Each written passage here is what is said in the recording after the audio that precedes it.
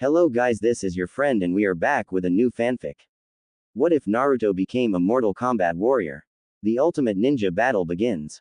Part 1. And please subscribe motivated to me friends. If you enjoy this fanfic then please press the like button and subscribe to my channel for more fanfic like this. And now let's start the fanfic. Drop off. Dad, one day I'm gonna kill someone by brutally ripping them in half with my bare hands. Johnny Cage leaned over the side of the pilot seat, flicking switches and pressing buttons before he turned to look at Cassie, putting his hands on his heart. Yeah you will, boo-boo. Cassie still wasn't used to the sound of her dad's voice being so loud through the headphones, even after the whole journey. She held onto the abnormal headphones, readjusting them painfully. I hope they scream. Johnny Cage said something to the pilot that she didn't really catch. Was Cassie spoiled for wanting all her dad's attention to be on her at all times? She swung her legs loosely under her seat, gazing out of the window. Hey Dad, do you think there'll be any cats in the jungle? Johnny Cage said something else to the pilot. Something about landing. Then he held the mic dangling from his headphones and talked into it. I'm sure there'll be one or two, boo-boo. Which one do you want? Oh, which one did she want? She put her finger on her lip and furrowed her brows. It would need to be a cat that reflected Cassie as a person. One that suffused heart, body and mind, one that circumvented human emotion itself, one that transcended the very boundaries of human nature. Now how to put that into words? I'd want a black and white one. With a stripe. Who ate all my vegetables for me? Nailed it. Johnny Cage chuckled. I think that's dogs, boo-boo. Oh, maybe she was thinking of dogs. Maybe that whole garbage about suffusing human nature was actually Cassie really thinking about dogs. It made sense to her really, as the parallels that she drew from the nature of dogs was not all too different from the parallels that she drew from humankind as a whole. Both fulfilled primal and basic desires, however humans had the innate need to one-up each other on the race to a higher level of capitalism that did not necessarily benefit any one individual or the entirety of society as a whole but rather ohmyfuckinglord. Was that a snake? Cassie pressed her face to the window. The creature slithered its way along the jungle ground, smoothly blending in with the greeny jungle floor. Its tongue was a light pink color that looked unhealthy at best. Woy my Jesus, Cassie had never seen a snake before. She'd only just caught that out of the corner of her eye, and any other person would probably call it a superhuman sense of sight, but Cassie never really thought about it as a gift. Now thinking about it though, she had just seen a snake from the sky through a murky helicopter window, a snake that blended in with the surrounding grass and was barely even moving. So she guessed it had to be a kind of good level of sight. The helicopter slowly descended to the floor. Cassie watched the canopy of the jungle get higher from her seat. The world was so big and Cassie was so small. She gripped her safety belts, leaning back on her seat. We're about to land, boo-boo, Johnny said to his daughter. She was already ahead of him, clutching her belts and leaning back. Her legs still loosely swung underneath her seat.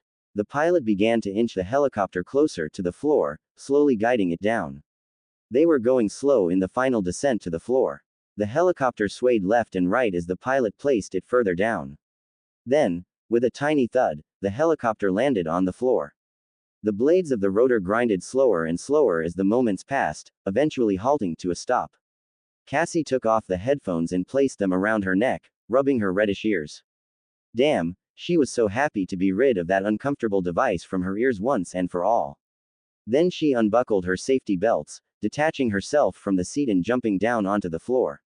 It was also pretty sweet to finally be able to touch the floor with her feet again. Johnny Cage came over and put his hand on her shoulder. And if you were to find this strange vegetable-eating cat, what would you call it, boo-boo? Cassie smirked. Chlamydia, obviously. Johnny Cage cocked his head. Is that because you have chlamydia, boo-boo? Cassie lit up. No, you have chlamydia. No, you do. Cassie chuckled. No, you do. Johnny smirked at his daughter. Oh, well if you say it, then maybe I do. Her beam practically touched her ears. He ruffled her hair. Come on, boo-boo, let's go outside. Cassie beamed again, leaving her hair the way her dad had ruffled it. Then she picked up her backpack, slotting it over her shoulders, and stepped out after her dad. The jungle was big, huge even, with a blinding sun scorching the ground with its rays. Woo. It was funny to Cassie because the trees blocked out most of the sun, so there were patches on the floor where the sun hit and other patches where the sun couldn't reach. The patches that didn't get any sun also had no grass. Johnny Cage turned around from the jungle and looked at Cassie. Then he walked over to her, crouching down next to her so his eyes were level with hers, stroking her hair. How you feelin', boo-boo? Cassie used one hand to clutch her bag, and the other made a circle with her index finger and thumb. Right as rain. He placed his hands on her cheeks, holding her smiling face. What's your mission, baby girl? To protect and serve the people of Earth Realm. No, Johnny smirked, I meant the mission for this weekend. Oh, Cassie chuckled slightly, survive the weekend in the jungle. That's my boo-boo. He hugged her close. She smiled into his shoulder, hugging him back even tighter. His cologne always smelled so great. It mixed with the tingy scents of the jungle, and both pricked Cassie's nose at once. I don't really get why I'm doing this though, Dad, she said, pulling out from the hug. Johnny Cage let go of the hug too, looking into her eyes and smiling. Well, boo-boo, like you, I wanted the same thing. I'd spend days, wondering what it'd be like to go live in the jungle for a few days. Maybe I'd be able to eat some melon with some local thieves. Maybe I'd be able to skin a tiger and take pictures. Maybe I'd be able to take flight like a bird, these kind of adventures and then some. Cassie nodded in acknowledgement. And what kind of horrible father would I be, Johnny continued, if I didn't send my daughter away to go live in the very same jungle I wanted to go to for 3 days alongside flesh-hungry animals, dangerous thieves and nothing in the way of food and drink. Oh, that made so much sense to her. Wow, Dad, that's a really great idea. Johnny Cage bopped her nose. That's my girl. Now remember, you can't tell your mom that once again I'm sending you off potentially to your death, because she would probably call me an irresponsible and erratic parent, again. Wow, Mom called Dad an irresponsible parent like all the time. Sometimes Mom could be a real killjoy. Cassie put her finger and thumb together on her lips, metaphorically zipping them closed. Her dad kissed her on the forehead. I love you so much, sweetheart. Cassie threw herself into her dad for another hug. I love you more, Dad. Okay, and remember, if anyone tries to hurt you, I should break their spines in front of them whilst they watch, I know. Is there ever gonna be a time when you don't tell me that, Dad? Johnny Cage half smiled, once again pecking his daughter on the forehead. Then he jumped back into the helicopter, turning around and blowing kisses at Cassie. Bye, boo-boo. Don't forget to have lots of fun. It was now or never for Cassie. Wait, Dad. Yeah, sugar puff. Do you? Cassie shuffled her feet whilst she tried to frame her words. Do you have to go? Johnny Cage laughed. It's only for the weekend, baby girl. Cassie shook her head. I'm not talking about that. Johnny Cage stopped, giving her a solemn look. Then he walked over to her, patting her on the head and sitting down. One step at a time, yeah, Cass. First you have lots of fun in the jungle. Then we'll think about that.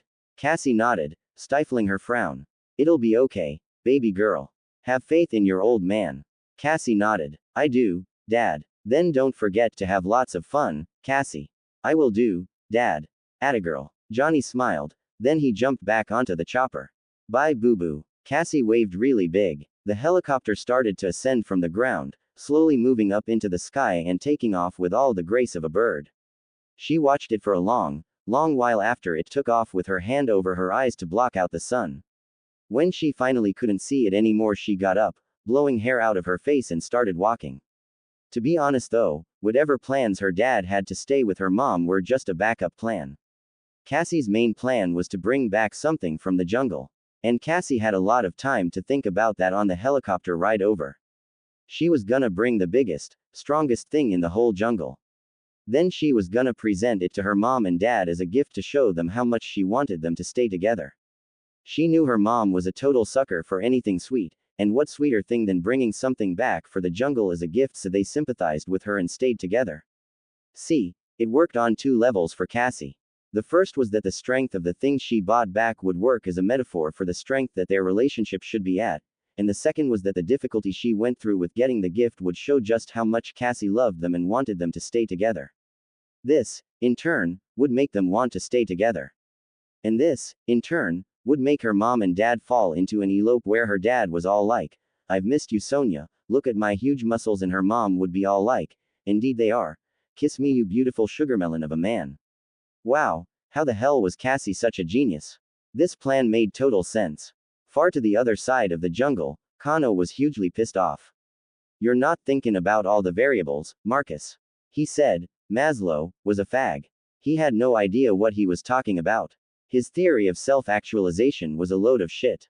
His children were a load of shit and his family was a load of shit and I spit on his whole bloodline.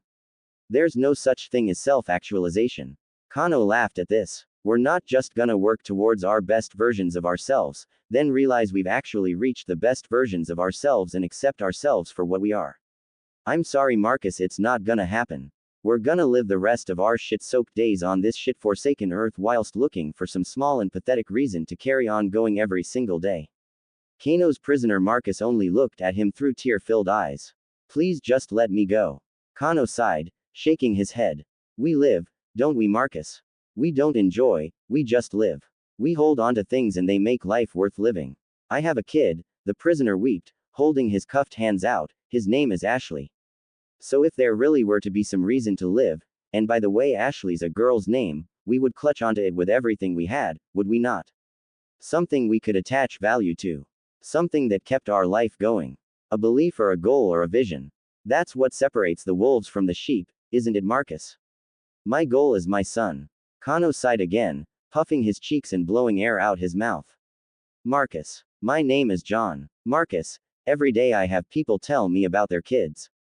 Or their wives or their dogs or some other such bullshit. Kano shook his head, and I don't really care for it, Marcus. So I'm gonna kill you now. Kano drew saliva into his mouth, all the while dropping his book and reaching for his machete.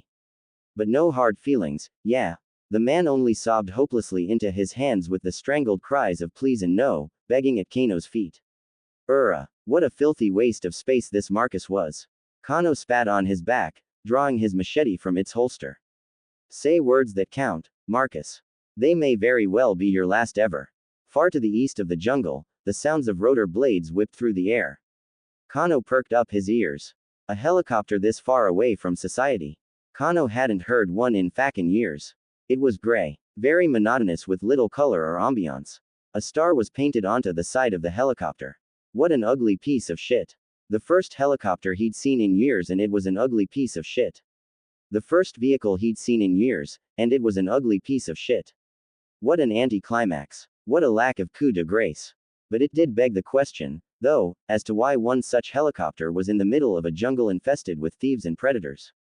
He zoomed in on the helicopter with his robot eye, noting the symbol on the right. Special Forces. Suddenly the helicopter wasn't such an ugly piece of shit. Actually, that Special Forces logo had made it quite an attractive piece of shit.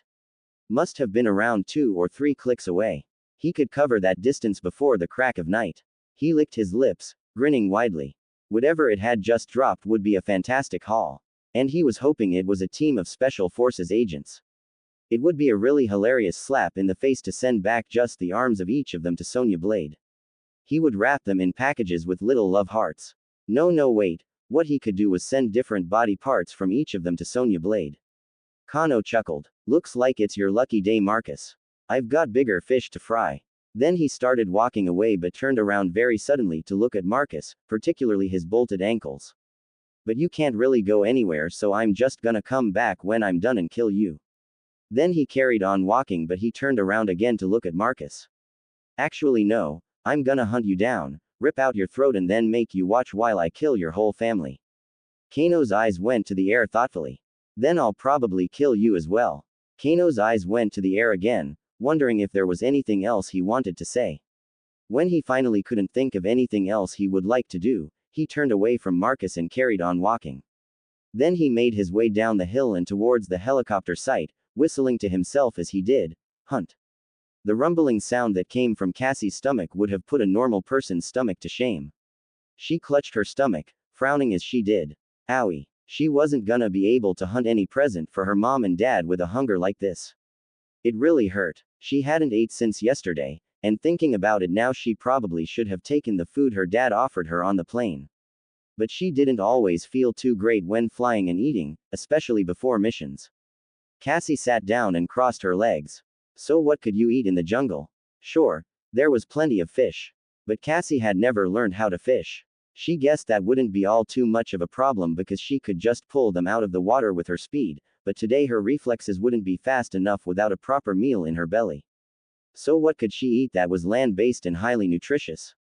As if on cue, a deer merrily popped his head around the corner, just happily trotting along over the surface of the jungle. Probably thinking something like, "Tralalala, I'm just a happy deer." Cassie sat dumbstruck for a couple of seconds. Apparently the universe really did listen to the pleas of children in the jungle. She stood up slowly, starting towards the deer. Being so careful as to not make any sound. A twig snapped under her boot though, and Cassie hadn't really anticipated that. The deer shot up in place, his eyes frozen on Cassie. His whole body was terse and alert. He was ready to move at even the slightest of signs from Cassie. Cassie squinted her eyes, licking her lips and getting ready to lunge. "I'm going to eat you, Mr. Deer," was what Cassie was saying with her eyes. The deer's eyes were all like, "Fuck that." Then he bolted in the other direction as fast as he possibly could. Cassie almost didn't even have time to react. Adrenaline ripped through her, and she bolted forward, starting after the deer. No way Jose was she gonna lose her goddamn meal. Her feet were moving quicker than they had in a while. Wind blew through her hair, and the world went out of focus around her as she jumped over logs and between trees.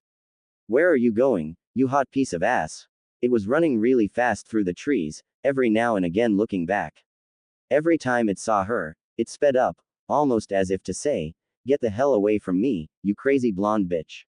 Cassie growled, running between trees and flipping off of small banks as she chased after her supper. "You're just overglorified food. Get your punk ass over here." The deer was still making a beeline through the trees, running in a straight line sharp and fast. Every now and again, it would bank left or right to get away from Cassie. She kept hitting trees and shit as she fell over, constantly trying to keep up with the deer. She wasn't really used to this terrain, and her situational awareness wasn't as good as it should have been because of her hunger. She was starting to lose sight of the deer.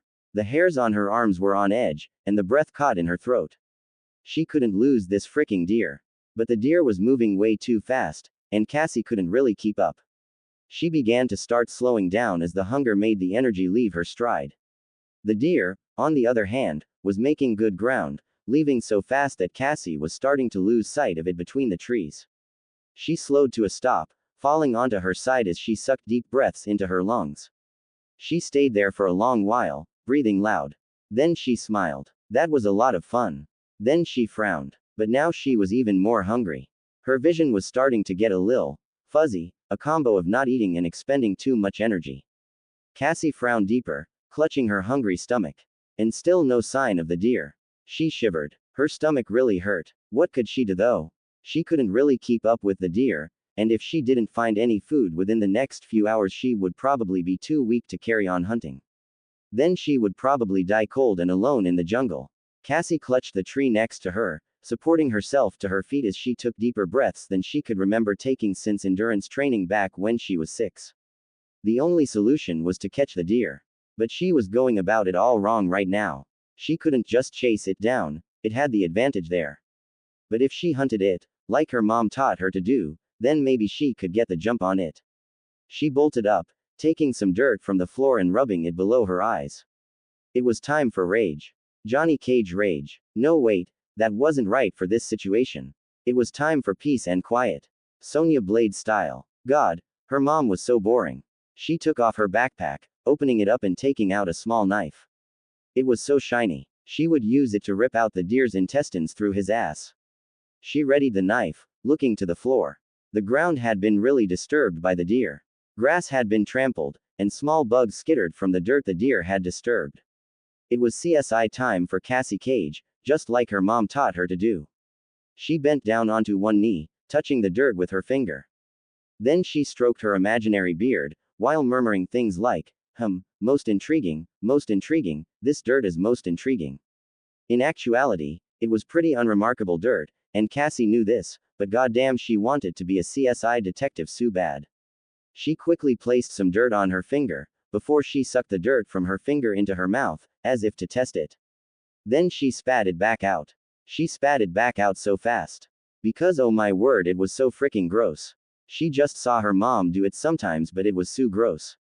Why did it just taste like nothing? She shivered, combing out her tongue.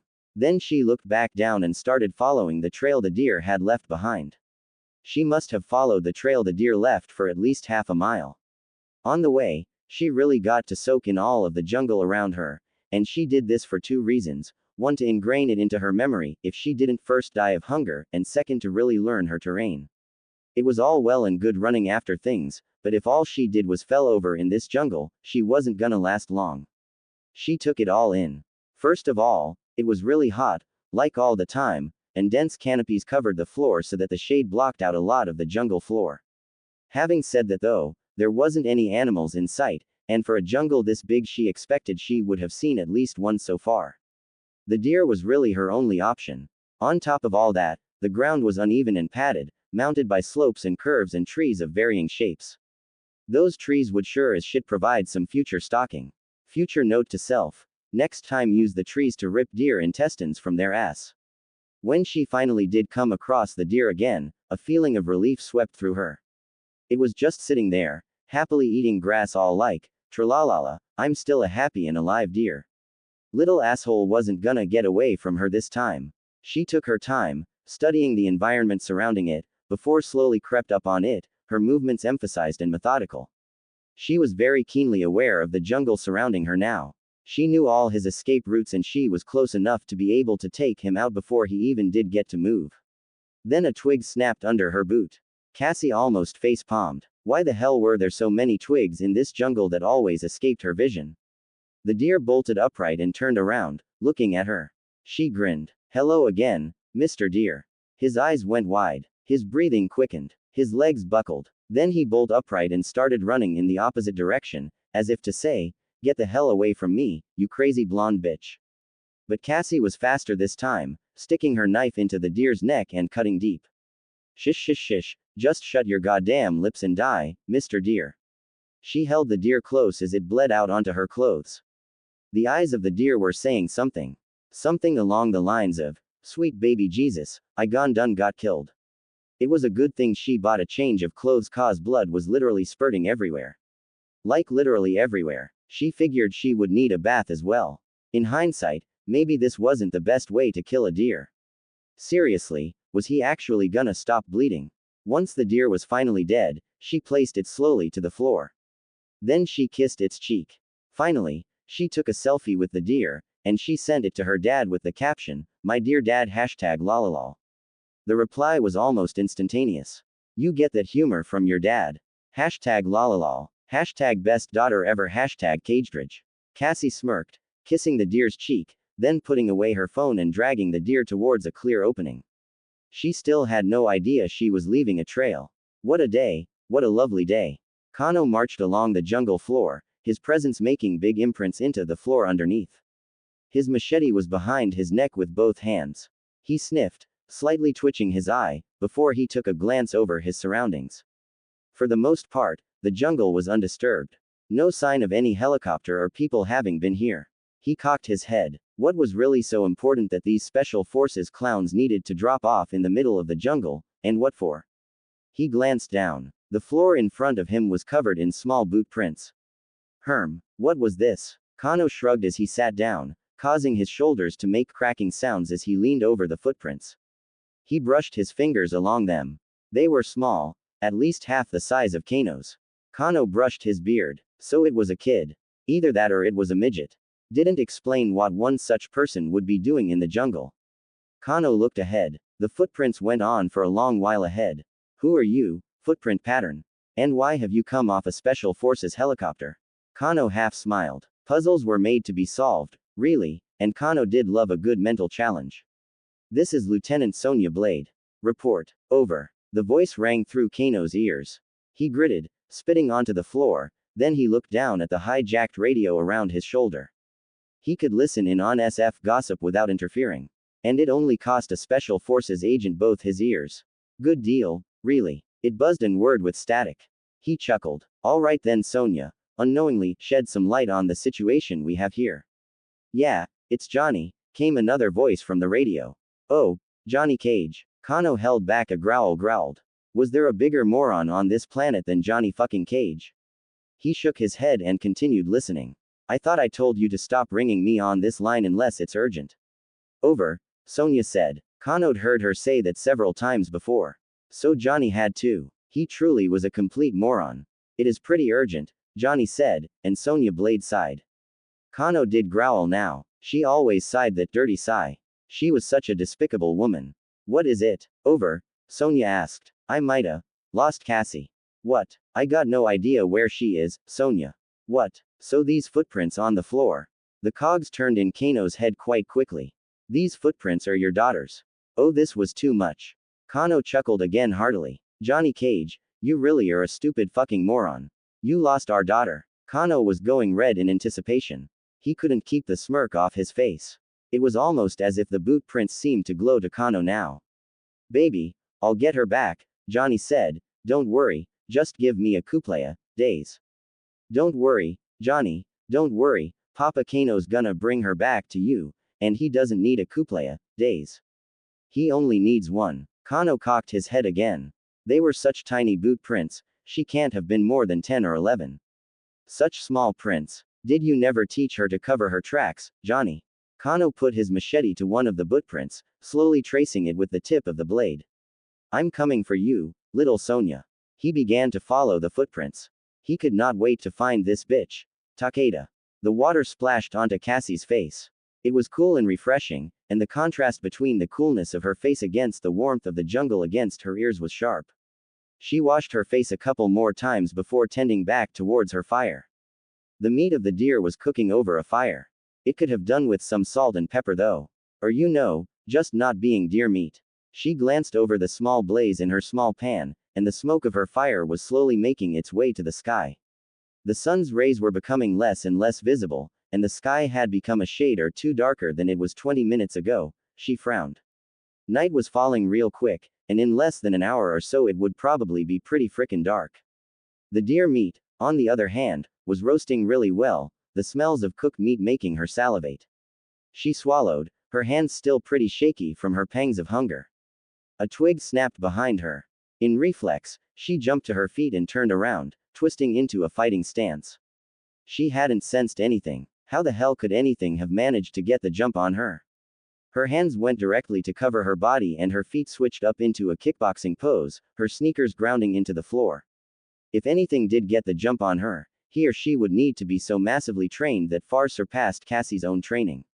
So she was crazy surprised when she saw a boy standing in front of her. He was pretty unremarkable, about the same height as her, dark black hair, and ninja robes that covered his lean body pretty well. Also though, he was covered in blood with a mask over his face, a blade in his right hand, a severed head in his left. In really uneasy breathing, Cassie felt the sweat begin to build up on her brow. Oh my god, her eyes were wide. She was almost about to throw up, and her hands shaking had gotten even worse. Because he must have been standing there for 10 minutes and she still hadn't offered him any food. Would you like some deer meat? She asked. Deer meat? He asked. Cassie nodded. Mom always told me sharing is caring. He looked to his right off into the distance for a long while. Huh. The boy said, realizing he was being referred to. Would you like some deer meat? He looked right again, his expression one of puzzlement. Please. It'll taste better if I have someone to share it with. He said and came and sat down next to her, still hesitant and alert. All right. Oh, what a great turnout. At least she wouldn't have to eat alone now. She put some of the deer meat into a makeshift plate and handed it to him. He placed the severed head gently next to where he was sitting, patting it a couple of times before taking the food. Thanks. Cassie said nothing, focusing on grilling the meat to perfection. Is your name Cassandra? He asked. Cassie gasped, looking into his blood-covered face. Do you do voodoo? No, he chuckled, blowing blood from his hair. It's written on your gloves. Cassie looked down at her gloves, stretching out her hands. Cassandra was printed on the left, and the name Cage on the right. Oh, yeah, that's my name, Cassie said while preparing some more food onto another plate, but my friends call me Cassie. Oh, he said, eating some of his deer and wiping some spinal fluid from his shirt. My name's Takeda. Takeda thought for a second. I don't really have any friends. Cassie put more food onto her plate, her entire body deep in concentration. Takeda looked to the severed head, frowning. I'm part of the Shirai Ryu, now. This caught her attention. Shirai Ryu. Takeda nodded. Wait. Cassie remembered her mom saying something about the Shirai Ryu, Blah blah blah, extremely dangerous, blah blah blah, do not approach at any costs, blah blah blah. Cassie, I really mean it, don't go anywhere near them. Wait. Then Cassie remembered something that her dad said about the Shirai Ryu. Hell yeah, go see the Shirai Ryu, they're awesome people. But if they ever get too feisty, don't forget to kick their ass. Nice to meet you, Takeda of the Shirai Ryu. She said, offering her hand. I'm part of the Special Forces. Our mission is to protect and serve the people of Earth Realm from the oncoming invasions of the Outworld forces. Takeda shook her hand with his own bloodied one, smiling as he did. This is really good, dear. Cassie shook her head, flicking the still fresh blood that came from Takeda's hand off of her own. No, my mom cooks it better. I think I didn't do it right. She took another bite, chomping before looking at Takeda. Hey, have you ever seen the movie, Caged Rage? Takeda nodded his head while extracting a bone from his mouth. Is that the one with Johnny Cage? Cassie's whole face lit up. Yes, that's my dad. Takeda made an O shape with his mouth. Really? Johnny Cage is your dad? I know. Cassie's face was beaming. What's your favorite part? Her arms. The power of Christ compels you. He roared real loud. Fine. He doesn't compel you, God. It sniffed, moving around the bottom of the tree. You know, in hindsight, he was real majestic. His fur was perfectly symmetrical. His eyes were so different. Thinking back, if she really was going to get a cat from the jungle, she would get this one. Like an early Christmas present. Actually, it'd make the perfect present to anyone for any occasion. Wait. The perfect present. Cassie's idea was so dazzling that she almost fell out of the tree.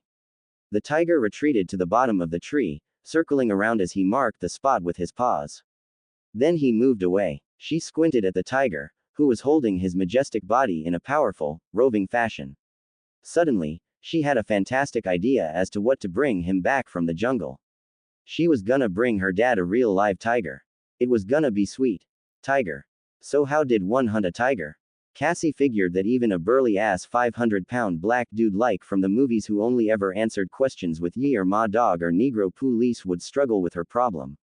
Because that tiger was big, fricking huge even. Like easily 10 times the size of Cassie. And he could probably kill Cassie with one swipe from his paw. The jungle was pitch black now. Cassie squinted, rubbing her eyes. Well, it was official. Cassie couldn't see shit. She frowned, rubbing her nose and making her way forward. Wait, what was that? There was some shape in front of her, a bulge that stood out against the dark horizon of trees. Cassie's ears pricked up, her body going on alert and her mind racing. She squinted at it for a good long while. It didn't seem to be moving. Wait, no, was it? She couldn't even tell. This was not cool. She shivered and decided that there was a 90% chance that it wasn't the tiger. So she dismissed it, instead moving slowly away from it and keeping her ears open for any strange sounds. There was no sound coming from any part of the jungle. Why was the jungle making this task harder than it had to be? She clenched her shoulders, making herself smaller. These heebie-jeebies that this jungle was giving off with its kabuki shit was not entertaining Cassie. And it obviously didn't help that she was trying to hunt a predator of humans with such little light. Here, kitty, kitty, kitty, Cassie said, whistling and clapping her hands. She really couldn't see, only making out weird shapes in the dark. Still, they weren't really sharp enough shapes to be able to get a fix on the tiger's location. She should have ate more carrots when she was younger. If carrots really did help you see better in the dark, she would have munched all the carrots her mom gave her in prep for this day. An owl hooted behind her. Her body clenched up, and she jumped around to pinpoint the sound. Almost as soon as she did, she realized what it was. She eased off, slowly, really slowly, relaxing her body. She shook her head, starting to the left. Kitty. Nothing. Cassie didn't really know what she was expecting though. It's not like the tiger would just come out and be all like, "You requested my presence, madam." If anything, he'd come out and be all like, "Rawr," then feast on her body whilst she watched in horror and the owl hooted a sad melody in remembrance of her valiant efforts to catch a tiger. And then all the rest of the animals would gather around her dead body and bury it with the tombstone, "Here lies Cassie." She should have ate more carrots. Cassie shook the thoughts out of her head. It was better to stay focused on how she was gonna make it out of this. A bolt of movement spiked to her right. Her heart spiked, instinctively turning right and putting her hands into a fighting stance. The movement was the tiger, huge and highly angry. It roared deep and guttural as it spiked towards her. Cassie almost died on the spot. Before she even knew what she was doing, she twisted around, running for the nearest tree, speeding faster than her little heart could take her. The tiger was directly behind Cassie, his jaw open and his gigantic teeth about to rip into the back of her throat. Cassie sped the hell up. The hot breath of the tiger bounced off the back of her neck. It was making her lose all coherent thought. She didn't look back. She just climbed the tree in 5 steps, practically pouncing onto the top branch and holding on for dear life. The tiger sat at the bottom, watching her movements, its tail wagging nonchalantly. Cassie's eyes were tightly closed. Her breathing was loud and slow. Her grip on the branch was deathly. Why was he so damn scary? She couldn't do this. She was gonna give herself some heart attack or something if she kept this up. Oh my lord, her heart was beating so fast. The tiger cocked his head, almost as if he was tutting at Cassie. Deep breaths, Cassie, deep breaths. Just control your breathing. You're safe up here. She took a glance down as she slowly began to sit up. The tiger bared his teeth. Cassie opened her eyes, a thin gleam of sweat on her forehead, and watched the tiger stir. I hope you get rabies and die, she said solemnly. The tiger flinched his ear. She relaxed slightly more, recollecting herself with a couple more deep breaths. She needed to find a way to catch it. Maybe she could actually beat it in a hand-to-hand fight. Maybe if he placed 2 of his gigantic paws on the bark of the tree, so now he was in a standing position. What the hell was he doing? He was bouncing off the tree and then placing his paws back onto it again. He did this several times over. What the fricking hell was he doing? Cassie sat up, watching with all her attention now. She didn't even slightly move, her entire body focused on the beast. The tiger then climbed the tree, reaching the top in almost the same amount of strides as Cassie. Fuck. She jumped onto the tree opposite her, moving across the branches at a speed that was nothing short of superhuman. The beast was quickly finding its footing on this uneven terrain. Cassie took a few steps back. I know you're angry, but I really didn't know you'd be able to climb The beast roared deep and guttural. Please go away. The tiger lunged into her. Adrenaline shot through Cassie. She dodged right at the very last second, feeling the tiger's fur on her cheek as it lunged past her. The tiger flew through the air. What the hell? Clearly, he didn't care if they both fell off the tree and died. She quickly stood up on the unsteady branch as smaller animals skittered away from the fight. The tiger almost fell off the tree, his large weight crashing off the branch. He quickly clutched on with his upper body, however, his legs dangling off the side as he climbed back up. Okay, listen tiger, I know you're real hungry and all, but I have a very particular set of skills I have acquired over a long period. The tiger roared real deep. Can we please just talk this out? The tiger lunged straight into Cassie again. She instinctively dodged to the right again, throwing all her weight and slamming down on her side hard.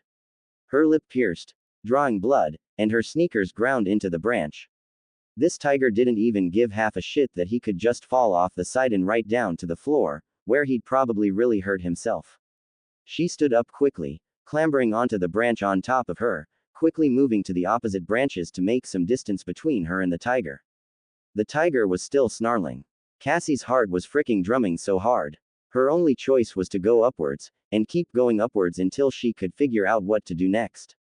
She used the branch above her to move upwards. The tiger lunged, for the 3rd time, directly at Cassie. He swerved left just as Cassie often dodged left. Cassie couldn't get out of the way quickly enough, moving only half out of the way. The beast crashed into the side of her. The force shook the girl to the core, and all the wind left her stomach. The tiger fell off the tree, unable to keep his footing this time. Cassie followed suit, falling off the tree, and instinctively grabbing onto another branch. The tiger crashed down onto the ground, slamming into the floor below. She clutched her side, trying with all her strength to hold onto the branch. The pain seared all the way through her abdomen. She was trying her best to hold on, but it really hurt. It wasn't working. She accidentally let go, trying to clutch onto the branch. She tumbled down through all the branches, cartwheeling and flipping as her body hit branches on the way down. She caught one, instinctively holding on with everything she had. Her body was covered in small cuts now. Cassie screamed out as her whole side stretched out way more than it should at this type of injury. The pain seared through her side, as if to remind her it was there. She instinctively clutched her side, sucking in a sharp breath of pain and holding the branch above her with only one hand. Then, using all her strength from one arm, she began pulling herself onto the top of the branch. The pain screamed out from her side. She yelped, stopping and grunting. She took 2 deep breaths, then she climbed even faster. The pain was unrelenting. Cassie gritted her teeth as she climbed onto the top of the branch with her whole body. She softened herself into a laying position, still clutching her side. She slowly lifted up her shirt, wincing at the slowly developing bruise, and massaging the afflicted part of her stomach. Her teeth were chattering, as she checked to make sure nothing was broken. It was soft and tender, and sorely painful, but nothing seemed broken. She exhaled slowly, putting down her top and leaning even further back, her teeth chattering even more as she curled up into a fetal position. She closed her eyes, slowly taking deep breaths. She couldn't stay on this tree. She really wanted to, Lord knows she wanted to. She just wanted to go to sleep and forget about tigers and divorce in this jungle. Maybe just a quick nap would help her catch the tiger quicker. But her brain was too alive. If the tiger was hurt, she would need to make sure to treat it to take it back, and if it wasn't hurt, it might get away. Cassie's breath hitched as her side ached. So her only option was to get her ass to the bottom of the tree and try to find the beast before it got away or died. She so badly didn't want to do this. She just wanted to stay up here and take like the longest nap ever. But she really couldn't. She inhaled slowly, the numb pain searing at her lung. Then she sat herself up, looking around. Looks like she was going to have to try and find the tiger again. There was still no sign of the tiger anywhere. She frowned, taking another few deep breaths and holding out against the pain. This catching a tiger shit was so much harder than she thought it would be. She carefully climbed down the tree, watching her side and quickly reaching the bottom. As soon as she was down, she held her hands up in a fighting stance, still trying hard not to strain her injured side. She searched for the tiger with all her senses and hoped that her reflexes would be fast enough to once again dodge the tiger if it did lunge at her. The spot he should have fallen down onto was tiger-less. No. Her eyes scanned rapidly around for any movement that could help her find the tiger. He hadn't ran away, he was still close to her. Waiting for her. Hunting her. Cassie was close to tears. She hurt so bad everywhere, and she was using every single one of her senses to look for the tiger, almost overloading her brain. The ground below her was soft to the touch. It could easily cushion a fall from a high place. Cassie's head was really pounding now. Like, did the tiger know that from the height he was at a lunge like that wouldn't actually hurt him? Wasn't it kind of against an animal's instincts to even think about self-harm? He must have been a real ballsy tiger to jump from that height. And if he didn't know, then why would he try to jump at her from that height when animals are programmed to only be focused on self-preservation? What the hell was going on inside this tiger's head? In the distance, the tiger was hunched over, his eyes closed. Cassie didn't move an inch from where she was standing. She just took a long while to study the big cat, her eyes not leaving the creature. She sniffed, keeping back the tears as her heart once again started a pounding rhythm in her chest. Her brain was working overtime to try and stop her from going forwards. Then the tiger keeled over, not being able to keep his balance anymore. Her breathing hitched in her throat. She couldn't let this tiger die. Not now. Not ever. He wasn't moving. She almost fell over as she rushed so fast towards him, completely ignoring the sharp pain in her side. He was still breathing though. Wait, stop, Cassie, stop. She immediately ground to a halt, watching the stealthy creature in front of her. He was breathing really small breaths.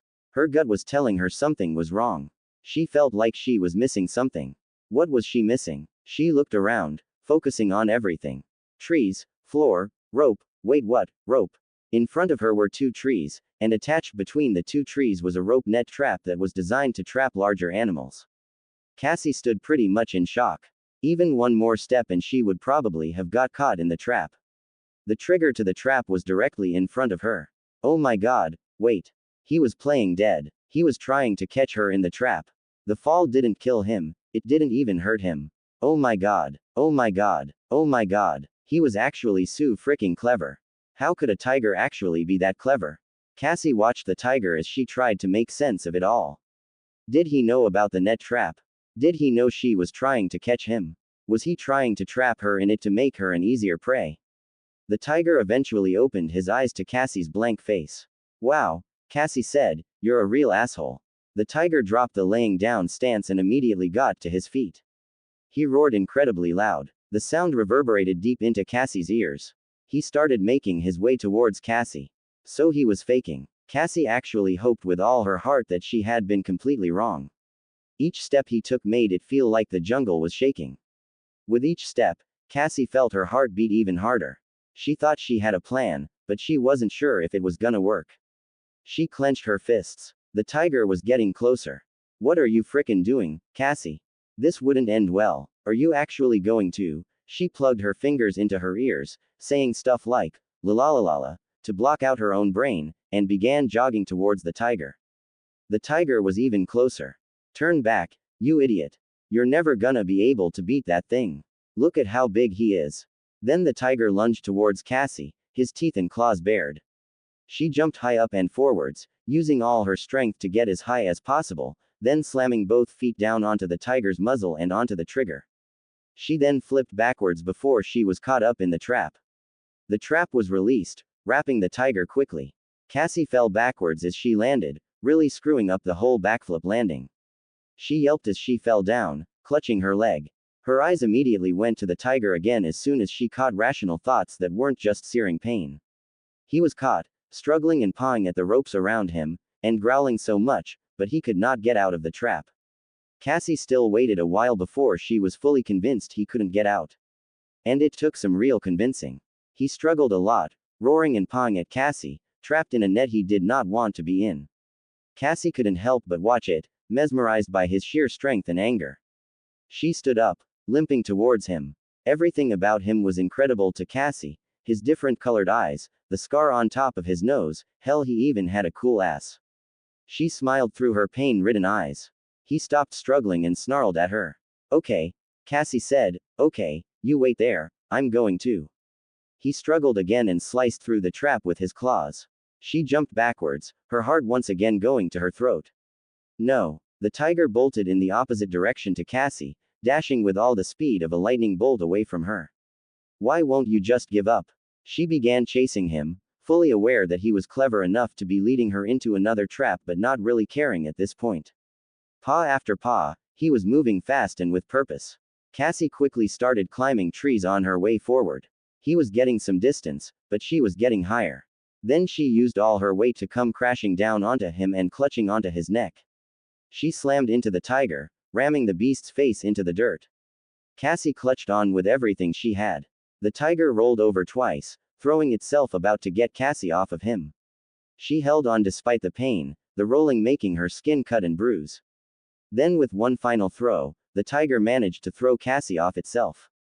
She was chucked into a tree, coughing and spurting, as she slammed down hard again. The tiger was moving away from her now, instead running for the hills. "You're not getting away from me, kitty." Cassie held onto her shoulder as she got up from the floor, rubbing herself off and stumbling forward. "Kitty, cough cough, who's got you on the run?" A gunshot resonated around the jungle. Cassie almost froze in place, her eyes shooting to the light of the gun then back to where Cassie last saw the tiger. Somebody better not have killed her tiger. She worked way too damn hard for that shit. She started a run forwards until she was totally cut off. A gang of men made a formation around her, each holding some assortment of knives, guns and other weapons. Cassie's brows furrowed, darting to each of the faces in the group. They were all middle-aged, with combat experience. And scary masks. These men did this a lot. One of the men walked over to Cassie, tutting as he came. "Lost, little girl." The tiger was gonna make some real ground if Cassie didn't get onto him soon. The further he got, the harder it would be to track him. But she couldn't catch the tiger until she dealt with these guys. Shit. Thieves. The thief sat down in front of her. She clenched her fists. He was really big, like he must have eaten cars or something before he took to robbing people in the jungle. She had heard about thieves like this from her dad, guys who were exiled from countries to live the rest of their lives in the jungle, without bail or trial, for only the most heinous of crimes. "Girl, I won't lie to you. These guys, they just wanna rip you apart and take everything you have. Do you want them to do that?"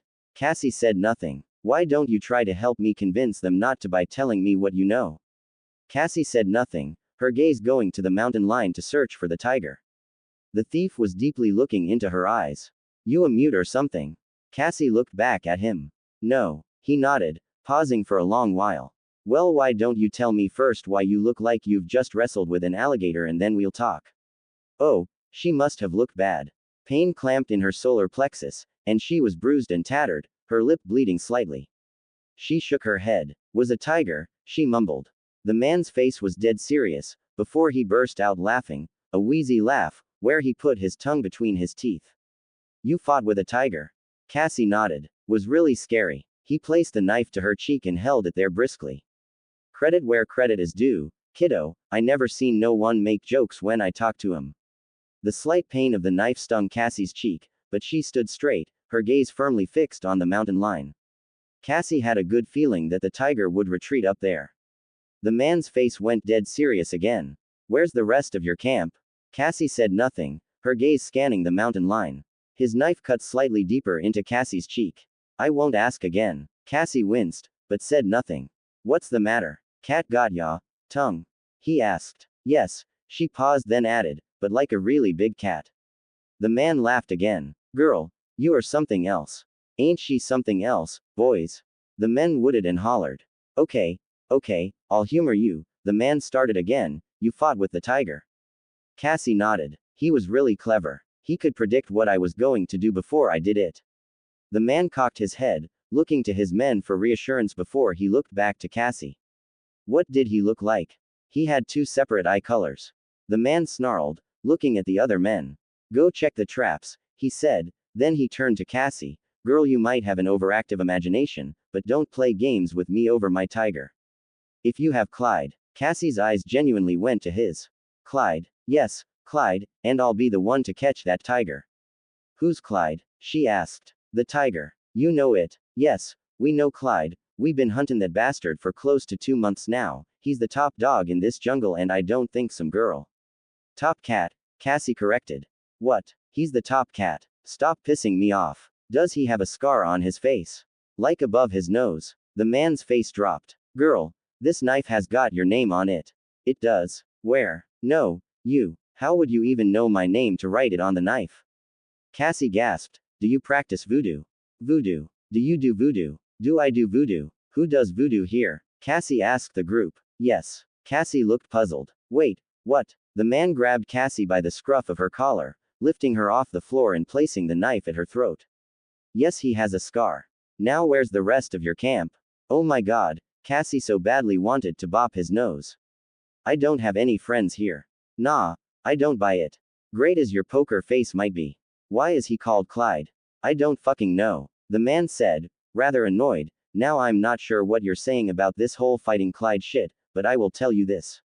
You're testing my patience, girl. And it is wearing thin. Cassie's eyes went to the floor thoughtfully for a moment, then back to his eyes. Where does he live? What the hell is wrong with you, girl? Didn't you understand that I will kill you? Cassie thought for a moment. Where would she live if she was a tiger? If I was the king of this jungle, I'd live in the open. I'd probably be proud, wanting to boast what I've got. I'd want to show everyone my power. She put her finger on her lip. What the F? Where is the biggest openest place in this jungle? Alright girl, that's it. He chucked her against the floor below. Cassie crashed into the floor. Find her camp, he continued, I'll keep her here until you do. Search everywhere for that fucking camp, Bishop. Leave no stone unfucking turned. You want us to tie her up? The man referred to as Bishop said. Cassie was already standing up, brushing herself off. No, I don't want you to tie her up, Bishop, she's like 5. Do what I told you and find the goddamn camp. The men nodded, before moving off. And Cassie was still no closer to finding the tiger. She was really wasting time with these guys. The man stood over her and looked into her eyes. We're gonna wait here, and you're not gonna be no more fucking trouble, will you? Cassie smiled, shaking her head. No sir. Ooh, girl, the man said from the other side of the fire, you want some beans? Cassie looked at his tin of baked beans. No, thank you, she said, before looking back at the mountain line. The man sat in stunned silence. Then he burst out laughing. You ain't no normal kid, are ya? He said around a mouth of baked beans. Cassie said nothing, keeping her eyes on the mountain line. You a special kid or something? He asked. Special? She asked. Like you know, special, and to emphasize his point he crossed his eyes. Cassie snickered at this, but she tried not to, and shook her head. No, I'm not special. He smiled too. Well, are you different? Different. You know, like Blur a different, and to emphasize his point he put down the beans and scrunched up his body and face into awkward poses. Cassie laughed now. No, I'm not different. He smiled even more. You're not different. Well, are you socially handicapped? Like, do you talk to people like unjhh, cuth I get some waffles? She laughed again, her whole face warming up. No, I'm not socially handicapped. You're not socially handicapped. Well, that's just the darndest thing I heard all day. But you must be mentally imbalanced. Like, does your brain work really weird? She laughed even harder. No, wait, actually, Cassie thought about this one, her face becoming deathly serious. I mean, my mom sometimes says I am. And sometimes my pussy of a doctor says it. But then she kills people like every day, so she can't really talk. The man slowly chewed what little beans he had left in his mouth. Oh, so maybe I'm the last one, but not the others. Oh, the man said again. Then he didn't talk for a long while. Finally, he said, you said you didn't have no family here. Cassie shook her head. Nope. Why you here then? I'm going to bring Clyde back as a gift for my dad. The man's face was slightly pale. For some reason, I don't really think you're joking anymore, girl. Come out, kitty. So why Clyde? He asked. Cassie didn't miss a beat. He's the king of this jungle. I want to bring him back 'cause he's the king of this jungle. And what will that achieve? He asked. I'll be able to save my parents' relationship, she said. He scratched his head. How does that work? They won't be able to resist it. Yeah, he chuckled. You got that fucking right, it's a tiger. Cassie said nothing. I had a niece once, he said. You did? Cassie asked. Yeah, I did. Why are you telling me this? Well, she was like you, I guess. You kinda remind me a lot of her. I do. The man smiled. Yeah. You're really unique. She was kind of the same as. There. Tiger. She just got a glimpse of Clyde on the embankment. She took the man's knife from his belt, ramming it into his own throat. His eyes went wide as he held onto it. Blood oozed out, and he choked in horror. He made strangled gargling sounds as his face was completely in shock. Sorry, but got to go, Cassie said before zooming off in the other direction. She bolted towards the mountain cliff. I got you now, kitty. The leader of the crew keeled over, clutching the knife in his throat as he swiped at the air in front of him and his eyes rolled back into his head. Kitty was Cassie's. The rest of the crew quickly came back, screaming and yelling in alarm. Cassie ignored them, attaching herself to the mountain bank like a cat, then climbing up with speed and precision. Gunshots rang out around her. A bolt of raw adrenaline pumped through Cassie. She moved even more deftly, using each stone on the mountain to climb up as if she had done this climb thousands of times before. The crew were yelling obscenities and shouting in disbelief that none of the bullets were actually hitting her. She still ignored them, her attention engrossed almost completely on the tiger. She reached the top. They fought underneath her as to how they were going to get her. And in that time, she had got over the top and was making a break for where she last saw the tiger. There was blood on the jungle soil. It made a crimson criss-cross pattern that had dripped all over zigzagged all over the floor underneath her, a stark alert that the tiger was hurt. Panic swept through Cassie. All coherent thought fled from her brain. She sped up, gritting her teeth and launching her feet on every step. Please don't be dead. Please don't be dead. Please don't be dead. The blood trail stretched as far as she could see. The panic level raised even higher. He was losing way too much blood. She was really holding out, hoping with every single ounce of her being that he wouldn't die. But if he kept losing blood, he may very well die. And she wouldn't even know what to do about it. Her panic was turning into a frenzy. The blood trail went inside a rocky shelter. She didn't even think, just running straight into the cavern. The beast was laying down on his side on the dusty floor, his breathing slow and erratic. His eyes were half closed, and his body was stretched out like a rug over the floor. He looked Cassie in the eyes, his separate colored eyes so unlike her own. Cassie's heart leapt to her throat. Oh no. No no no no no no no. She fell onto her knees, touching behind his ear. No, please Clyde, please don't die. His eyes were closed, his breathing still hitched and uneven. The pain that enveloped her heart was replaced by a seething anger. No, goddamn it. Why? She boosted onto her feet, crashing her fist over and over again into the wall of the cavern, each making an imprint of her fist. No, no, no. Why? She crashed her foot into the wall, this time straining the wall with her force. The tiger grumbled behind her. She went on like this for 10 or so minutes, ramming into the wall with everything she had, and when she finally couldn't do it anymore, she collapsed into a sad state. Like a deep sadness. Like a sadness that went deep into her soul. She broke down into tears almost without warning, sitting next to the tiger and weeping quietly. Shit, what had she done? All she had to do was protect it and. She closed her eyes, pressing back against the cavern wall, trying as hard as possible to sink into it. Ooh, a long time had passed. Now she just sat on the side of the cave, trying to think through her options. She couldn't sit here feeling sorry about herself forever, she had to do something about this. He needed medical attention, that was for definite. But there was also a gang of pricks hunting him. So did she go for the medicine first or the gang? The tiger's breath hitched for a quick second again. She sat down next to him, putting her hand behind his ear and stroking him slowly.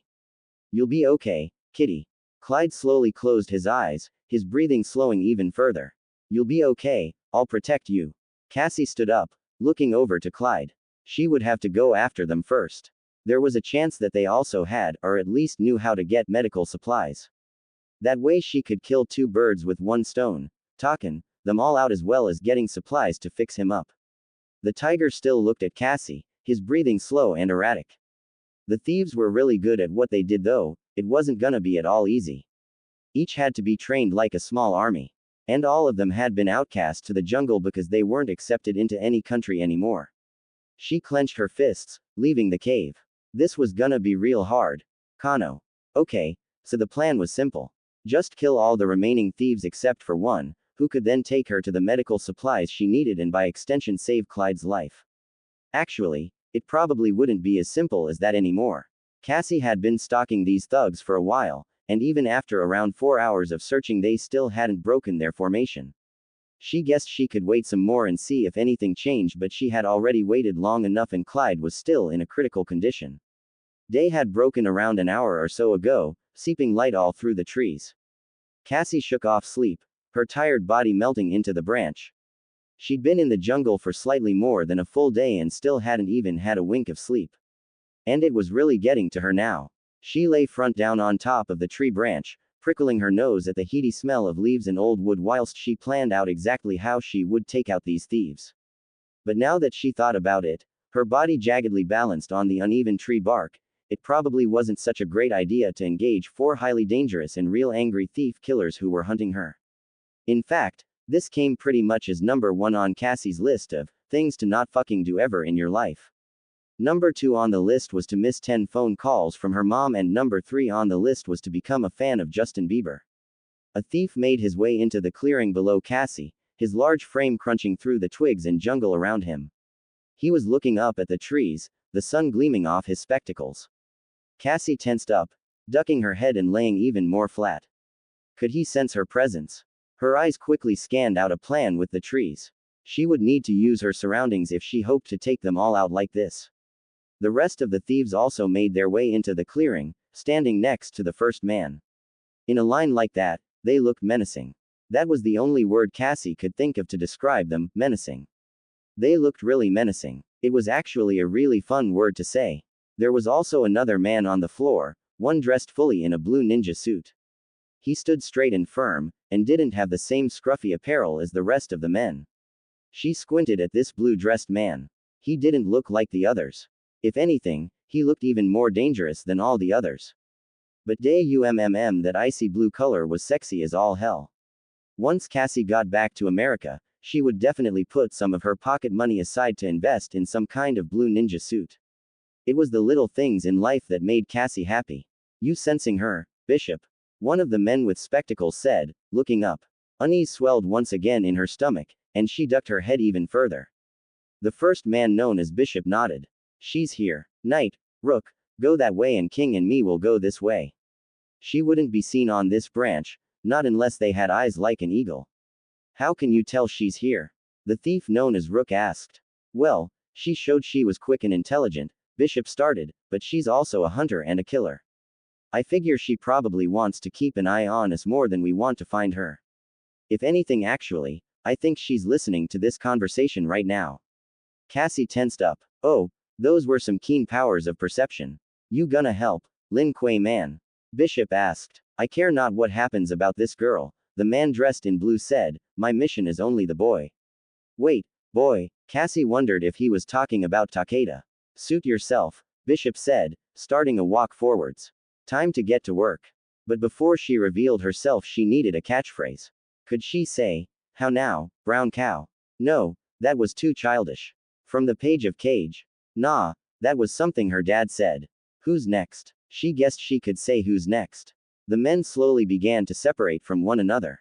This was Cassie's moment. She stood to her feet and jumped onto the branch below her, revealing herself. How now, brown cow? She said with some triumph. That is until she realized she had just said the wrong catchphrase. All the thieves looked up to her. No, that wasn't what she wanted to say. But at the last second she forgot what she wanted to say.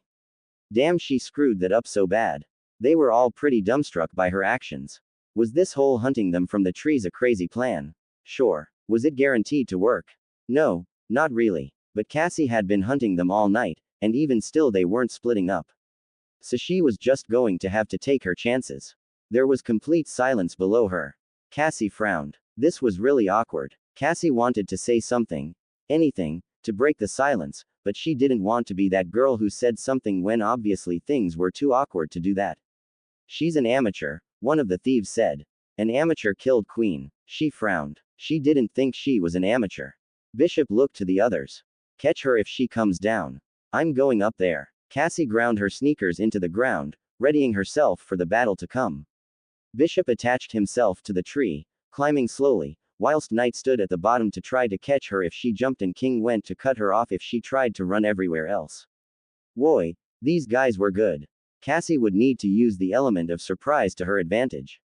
These guys far outmatched her in skill, but they still underestimated her abilities.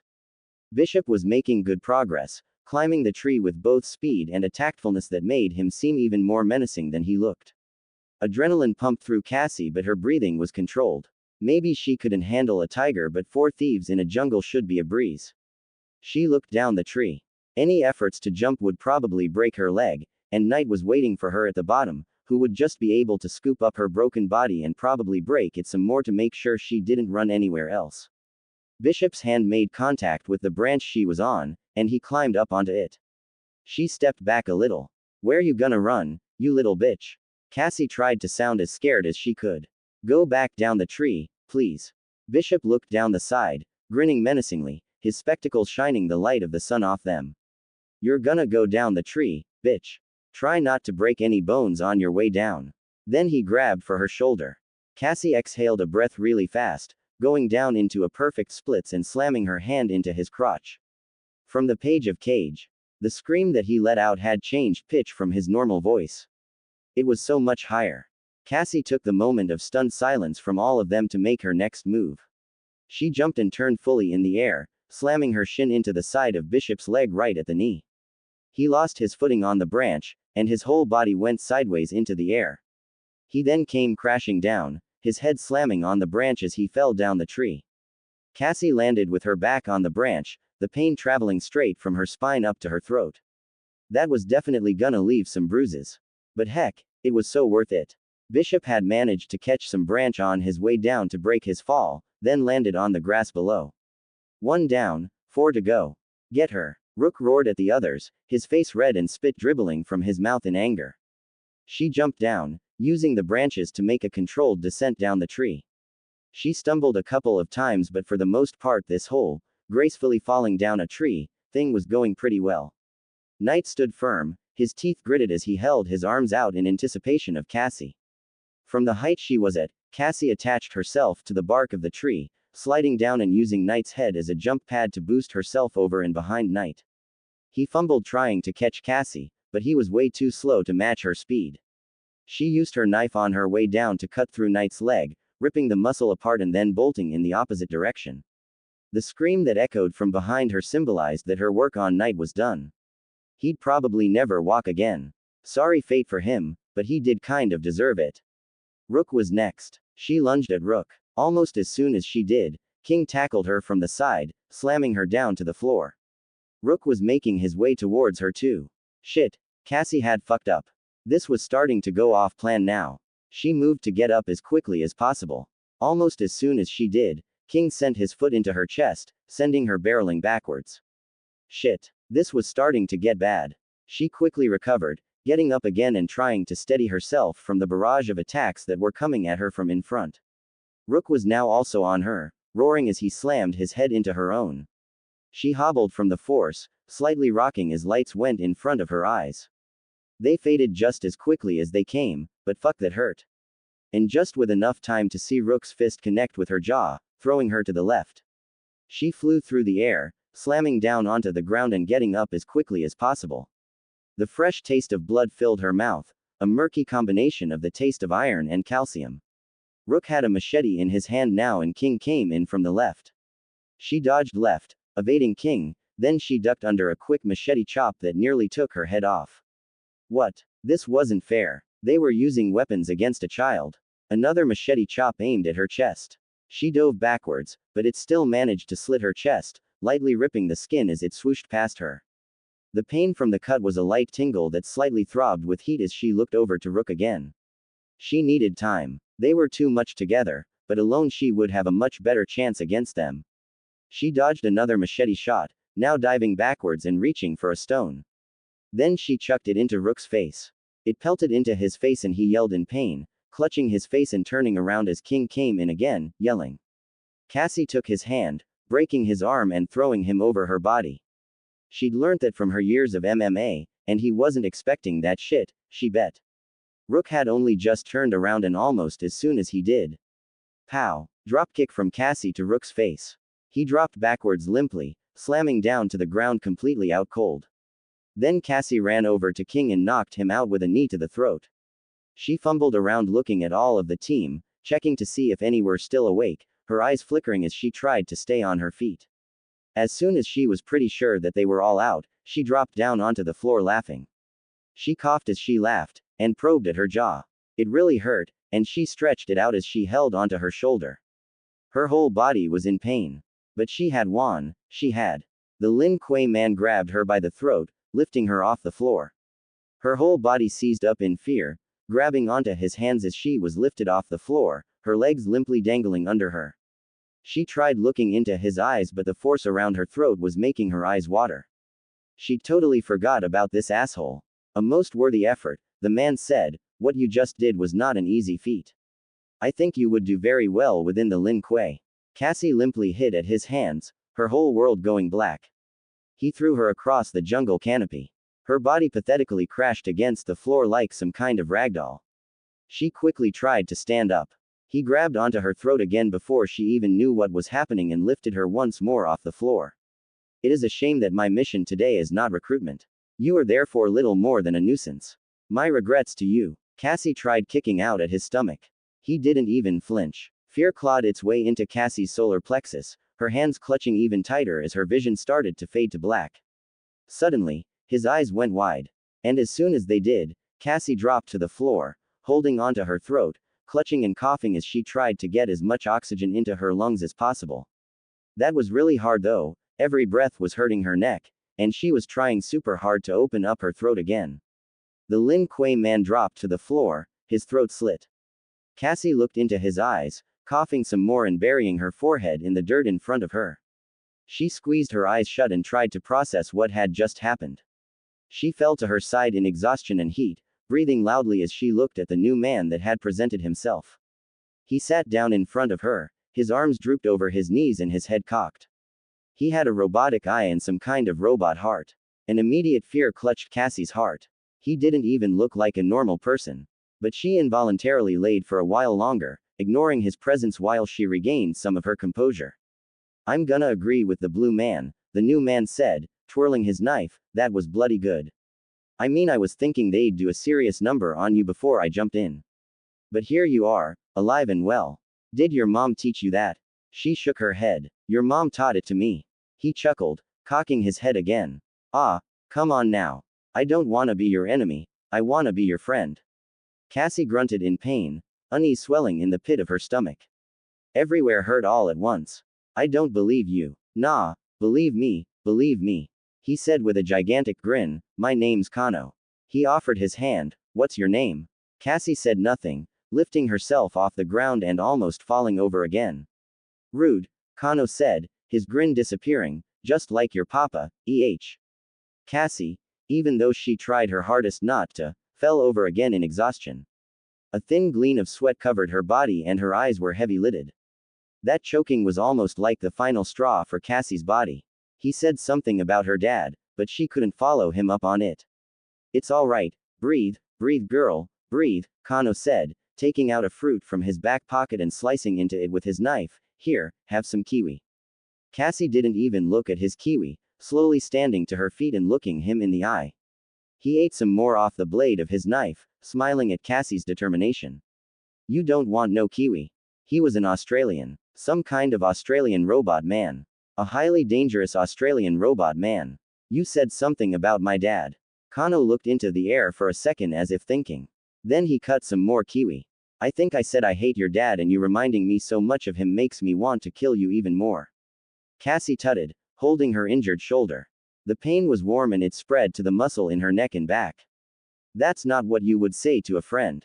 Kano grinned again now, looking around at the dispatched crew.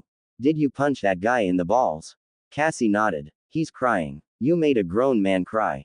He chuckled at this. You've had military experience, she said, lots of it. Who are you? Oh, he said, eating some more kiwi from his blade, that's very perceptive.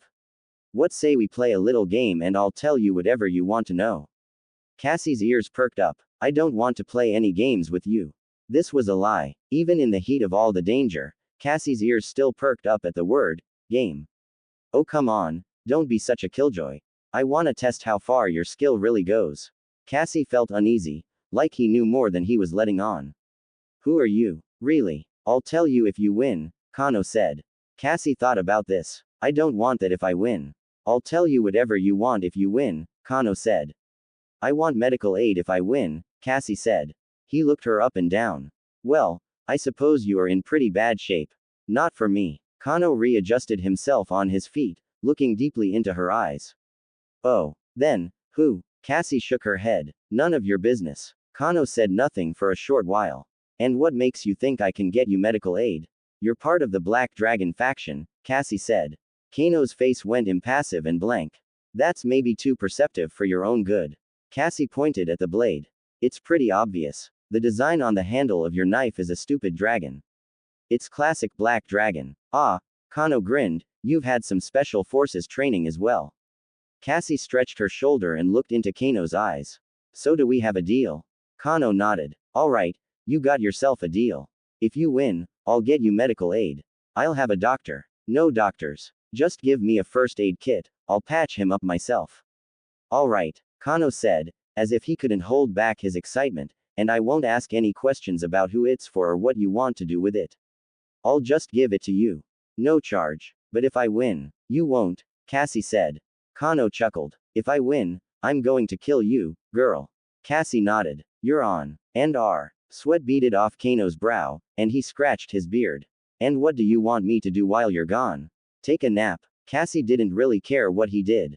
It had been around 12 or 13 hours since the girl had last seen Clyde, and so her most immediate goal was to stabilize the tiger before he got any worse. Kano's game could wait for an hour whilst she got Takeda to help Clyde. The boy must have been taught something about herbal medicines and healing if he was part of the Shirai Ryu. You don't have to take a nap if you don't want to, I'm only asking for 1 hour. And why, pray tell, would I give you an hour? Cassie shrugged. Because deep down you're actually a good person who donates to charity as well as does other good actions that help the world in a good way, and the cold demeanor you have is actually a front because you don't want people to see the softer side of you because it would crazy hurt your street cred. Kano sat with his mouth agape for a few seconds. Then he reached for his machete. A bolt of fear ran through the young girl, and her hands came up in surrender. Okay fine. Then do it because otherwise you'll just be playing by yourself. Because, I'll sit here and strop. And I'm sure you won't get any fun killing me, while I sit here and strop. No, I don't accept that, Kano said. What do you mean, you don't accept that? You have to accept that. No, I don't accept that either. You have to accept that too. No, I don't accept. I need to go see a friend, she interrupted. I need to go see a friend and after that, I'll play your game. It's just 1 hour. Kano grumbled, slapping a mosquito on the back of his neck. Hold on girl, hold on, how do I know you aren't just gonna try and run away? Cassie shook her head. There's nowhere to go in this whole jungle where you can't find me. You tracked me this far, I'm sure you could track me to the ends of the earth if you wanted. Kano's eyes went to the floor in thought. Please, Cassie said. Kano's eyes bolted to her own, then back to the floor. Her shoulders tensed, her hands going into her sleeves of her jumper, her teeth gnawing on her bottom lip. All right, he said. Oh yes. She smiled widely, bumping her fist in the air. But you get 20 minutes. Cassie's heart leapt to her throat, her smile immediately dropping. Wah, 20 minutes. I can't do anything in. That's all I'm giving you, girl. Kano smirked, and after that I expect you to get your ass back here so I can kill you. Her hands clutched together in front of him. Please, just give me 30 minutes at least. You get 20 minutes. Give me 25 minutes at least. You get 20 minutes. Give me 22 minutes at. You get 20. Fine. Cassie raged, her hands going back to her sides. God, you suck at negotiating. Kano's face had no expression. Your 20 minutes just started at this very second. Wait. Wah. 19 minutes. Cassie's jaw dropped. That wasn't even a second. Fine, Kano said, then you still have 20 minutes. My God, could you be any slower? She fumed, her teeth gritting and her hands clenching. Clock is ticking, girl. Okay. 1 second. Kano watched her carefully. She threw her backpack onto the floor, unstrapping it and rummaging through for her watch. It was old. One of her dad's old watches.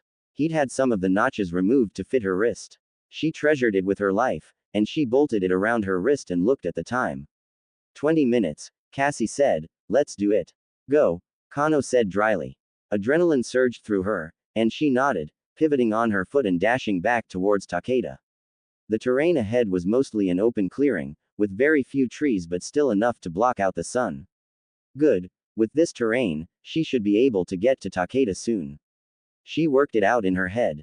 The journey to where she last met Takeda wouldn't be the hard part. The hard part would be getting back to Clyde's cave, and that was much farther out. She literally had no time to waste. 20 minutes was already going to be a huge squeeze. She sprinted forwards, her eyes focused and her body fluid. Her phone began vibrating from her backpack, followed by a jazzy ringtone. It purred against the small of her back, and she zipped her eyes to her backpack whilst she was running, grabbing onto it without breaking stride. She fumbled around inside it, finally whipping out her phone. It was her dad. Every muscle in the young girl's body went momentarily tense and her hand tightened around the phone. She didn't have time to answer the phone right now, but she'd never rejected her dad's call before. Not even once in her whole life. Not ever. She stopped dead in her tracks, her eyes darting from the path ahead to her phone. She frowned deeply. It buzzed in her hand. She couldn't answer it. Not now, not yet. She shook her head, frowning even deeper and pressing the disconnect button. Sorry Dad, she whispered to the phone, I'll call you back soon. The screen went completely unreadable in the sun. She shivered, frowning again and brushing the phone with her finger. It was like a cold reminder that she'd just blew off her dad. She shook her head and chucked her cell phone back into her pack, fumbling it closed and throwing the pack back over her shoulders. She then began sprinting forwards, dashing over the uneven jungle terrain. The smoke from Takeda's fire billowed up ahead in a direct chimney-like chute. Cassie felt a warmness flood through her. Yes, he was there.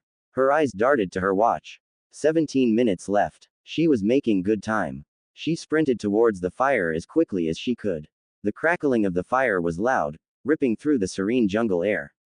She sprinted into the clearing towards it, her eyes scanning around and her body on alert. Takeda was slumped on one of the trees, his legs dangling off the side and his eyes studying a knife in his hands. He was no longer covered in blood, instead wearing ninja garbs and thin-soled shoes. Cassie's heart lit up at the sight of the young boy, her face brimming into a full-face smile. She bolted forwards, moving faster than she'd done since the start of the weekend. Takeda. Takeda's eyes shot to Cassie, and he shot up in the tree. Cassie. He leapt off the tree, deftly landing onto the canvas below. Hey, Cassie. She practically crashed into him, squeezing him with everything she had. I'm so glad you're here. Takeda's cheeks went red, his hands loose fists at his side. You are. Cassie nodded into his chest. You smell good now. Before all I could smell was blood, but now you smell good. Gee, Takeda chuckled. Thanks, Cassie. Like pine, Cassie said, and cherry. And cinnamon. And M&Ms. Takeda chuckled. M&Ms. Cassie nodded, her face still smiling and letting go of the hug. You smell really good now. Takeda scratched at his head, his cheeks thoroughly red. You smell, you look good too. Even if a bit scratched up. The young girl's heart rose to her throat and her eyes widened as she immediately remembered why she was scratched up. She snapped her eyes to her watch.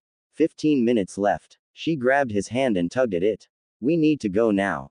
Follow me as quickly as you can, we have literally no time. Takeda was dragged along, chugging forwards and tripping as he broke into a sprint. Cassie, what? No time, Cassie said, we have to go now.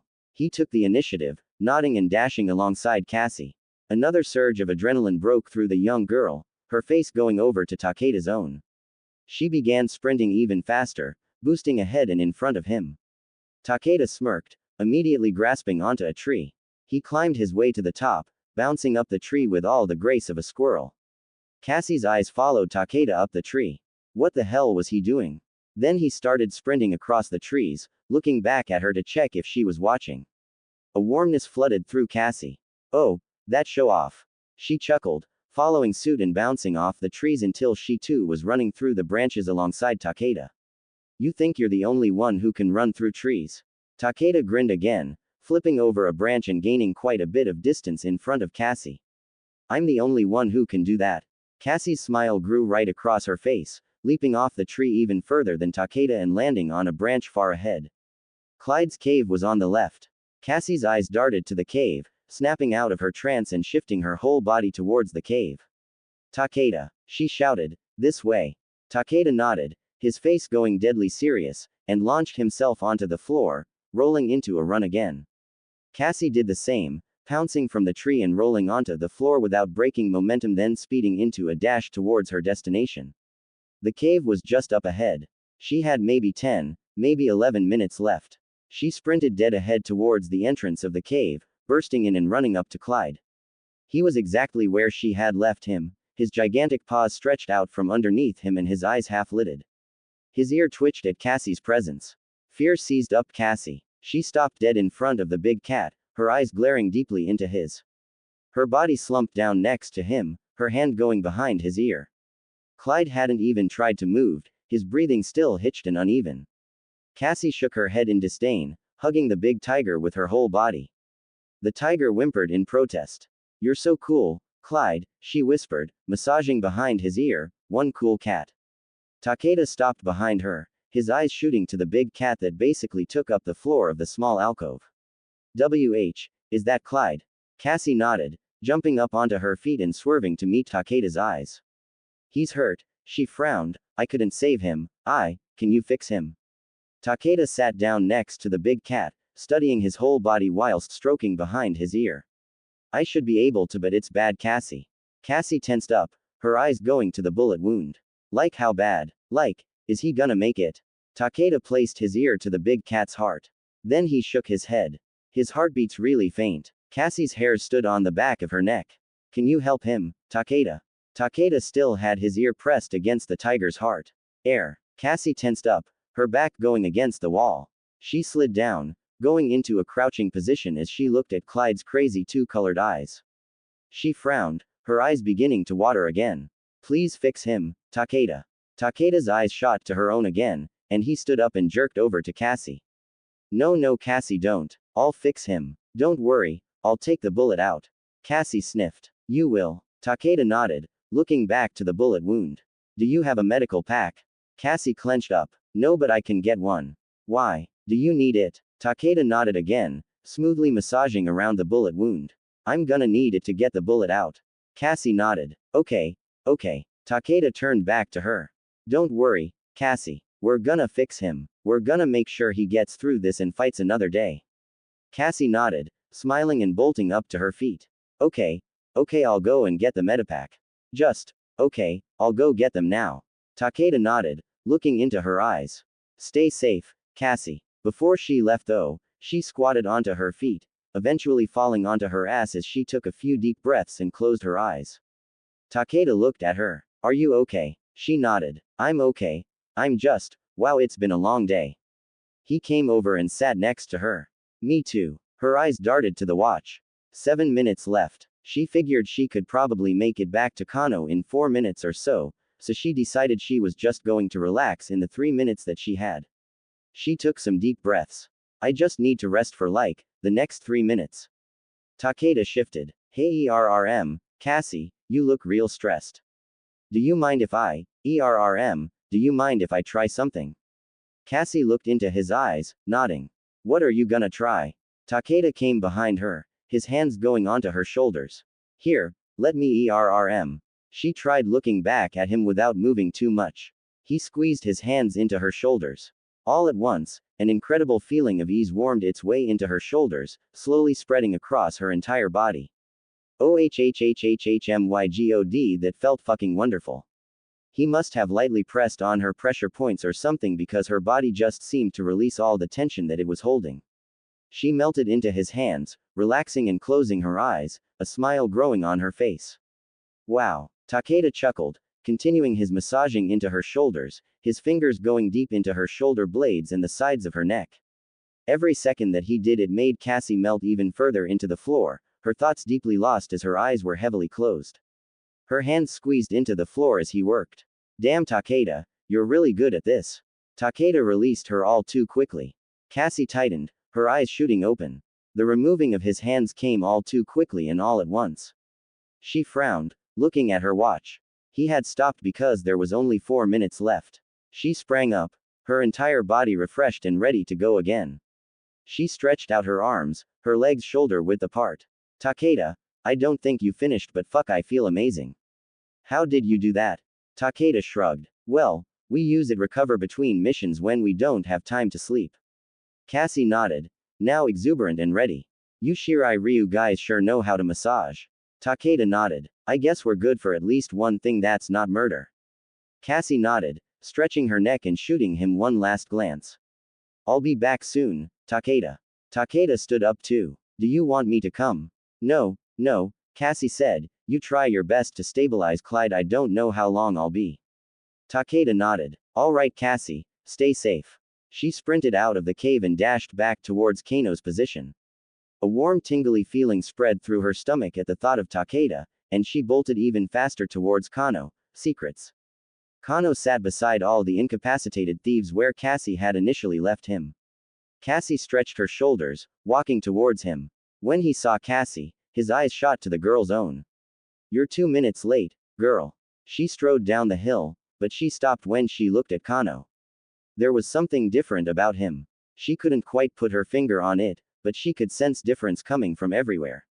Her eyes went up and around as she tried to find the source. Something had changed. What's up now? Kano said. Her eyes scanned around as she took the whole space in. You weren't here the whole time. Kano's eyes widened for less than a second before he got them under control. And what makes you say that? Cassie's eyes darted left and right, her mind absorbing all the information. You have a new kiwi that you didn't have before. I don't think you got that from anywhere around here. Kano looked to his kiwi, then back to Cassie. I couldn't have just had another one in my pocket. She shook her head. There's a slim layer of dirt on your jeans too. You were climbing and running as well. Kano looked down, trying to study his trousers for even a slight bit of dirt. I can't see no dirt. And one of the thieves is gone. Bishop, which means he ran away whilst you weren't watching him. Kano's eyes shot to the empty space. What? That's the conclusion you're gonna jump to? That I wasn't here. Why can't I just let him go? Cassie shook her head. Because your mind doesn't work like that. You kill for fun. Kano smirked. Sometimes the fun is in not killing people. Cassie nodded. I figured you'd say something like that. But you killed all the other thieves. Sure enough, surrounding Cassie was no longer the thieves from before but rather their corpses. It seems strange that you would kill all the others and not him, Cassie said, and even if you didn't kill him I figure you would at least torture him. The fact that he's not here means neither of those things happened. And you could easily outrun him if he tried to get away from you. So the only conclusion I can come to is that he got away when you weren't here. Kano was gobsmacked. You're very perceptive, girl. Cassie said nothing. Alright, Yeah, I took a walk. I needed some more kiwi. Cassie grit her teeth. If he was following her in Takeda, she would have noticed. So he definitely wasn't doing that. But did he really just go for kiwi? He was a twisted psychopath, so it did make sense that he would ditch everything just to go get some kiwi. He ate some more kiwi from his knife, then pointed his knife at Cassie. Enough about me though. Where did you go just now? Cassie sat on the log opposite Kano. What's the game? Nah. Kano pointed his knife accusingly at Cassie. This whole questioning shit works both ways. I know you're hiding something from me, love. Cassie tensed her fists. Something valuable to you, I wonder. What's the game? Kano shrugged. To be fucked, I don't really care what it is. Good. Then let's play. He smirked. Changed my mind again, I really do care. What are you hiding from me, Cass? Cassie shuddered for a moment. Only her mom and dad called her Cass. It wasn't his right to get to call her that. I'm not hiding anything from you. Come on now, Cass. Stop calling me that. Kano smirked again. Shit. Mistake. Total mistake. She shouldn't have let him know that annoyed her. She mentally slapped herself again. She needed to regain control of this conversation. What ya hidin' from me, Cass? Come on, tell your good ol' Uncle Kano. Fuck you. Kano's face dropped. Girl, I'm thinking of just saying bollocks to the game and putting you on a Vicodin cycle. A Vicodin cycle? Kano tutted. It's where I take this knife and ram it into your leg. Then I cut downwards, severing your entire ligament. Cassie's eyes widened. In doing so, he continued, I stop you from walking ever again, but even better, you got a constant pain that follows you around. It never stops and it never fades. Cassie clenched her fists, her teeth gritting. In response, you take a drug called Vicodin for the rest of your life. Which has side effects that include driving away your family and friends with your own drug-addled behavior and being constantly depressed. Cassie swallowed hard. Okay, well, do you know what a cage blade is? A cage blade. Cassie nodded. Kano smirked, saying nothing. She rolled her shoulders. It happens just before a Vicodin cycle. It's where I take your knife from you and shove it up your ass. Kano did nothing for a long while, just staring at her eyes. He was no longer smiling. Cassie's heart beat hard in her chest, slow but hard, and her brain was on high alert. Her hands shook whilst being instinctively clenched, her eyes fixed on Kano's own. She wouldn't be intimidated by this creep, not now, not ever. The gigantic man burst up from his log, launching for his machete and marching towards Cassie. Adrenaline ripped through Cassie, her mind solely focusing on Kano as she bolted up and grabbed for the knife in her pack. She readied it just as quickly, jumping up and facing Kano with her blade held sideways in front of her face and her other hand held out in front. Her sneakers switched up to a combat position, her eyes focused on Kano's. Kano stopped, clenching his machete tightly. Beads of sweat were streaming down Cassie's face, and her hand shook like mad, her eyes completely focused on Kano's own. She was watching his movements with all the intensity of a deer in headlights. You're just too adorable, Kano said. You think that knife's gonna protect you against my machete? Cassie's heart hammered in her chest. It's worth a shot. He marched over to her. Cassie was on full alert, her shoulders tensing as her feet ground into the floor. He came and stood directly in front of her. Cassie flinched backwards, her whole body shaking as her eyes were still fixed on him. Fuck, he literally towered over her.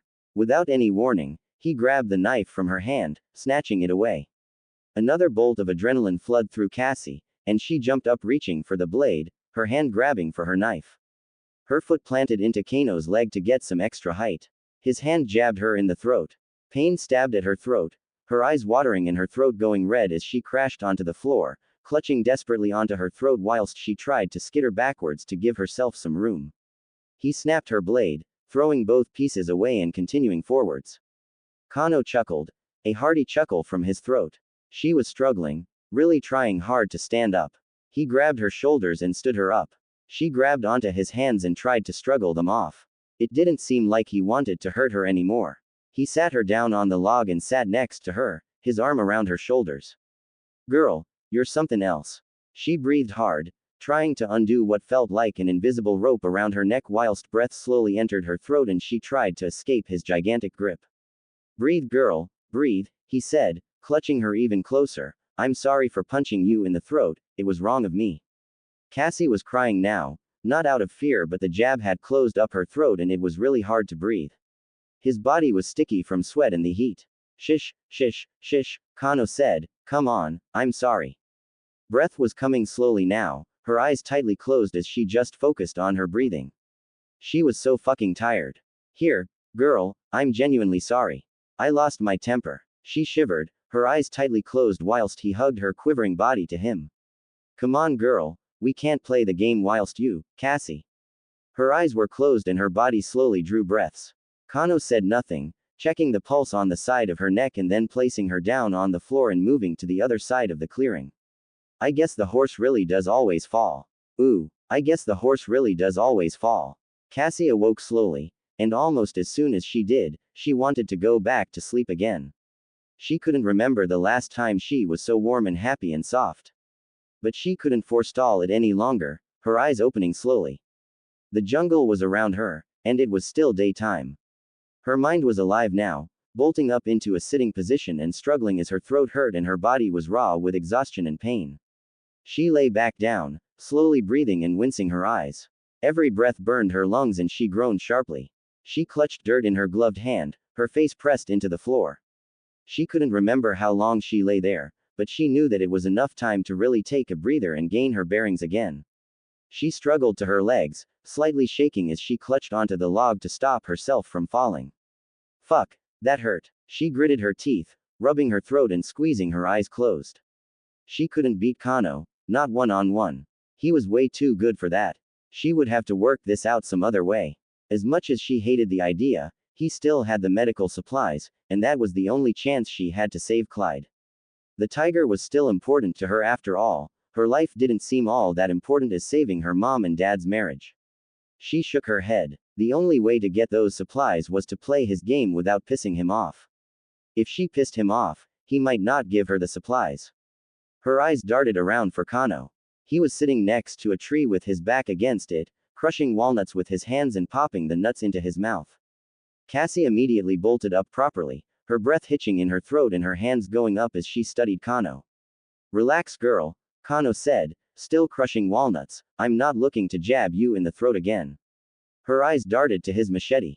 It was on the other side of the tree. I just want to talk, he said. Cassie stood where she was, her eyes fixed on the machete. Okay then, talk. Kano nodded, popping another nut in his mouth, your body just crashed on you. Cassie said nothing. That figures. There's only so much the human body can take without sleep, Kano said. Cassie's eyes studied the floor, her body still in a fighting stance.